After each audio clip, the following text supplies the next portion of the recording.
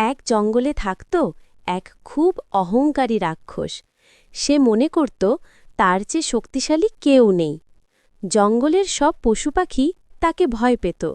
একদিন রাক্ষসটি খুব জোরে হাঁটছিল, আর তার পায়ের নিচে চাপা পড়তে যাচ্ছিল একটি ছোট্ট পাখি। পাখিটি অনেক কাকুতি মিনতি করল, কিন্তু রাক্ষসটি হাসতে হাসতে বলল, দুর্বলকে সাহায্য করার সময় আমার নেই। কিছু দূর যাবার পর রাক্ষসীর পায়ে একটি বড় কাঁটা বিঁধে গেল।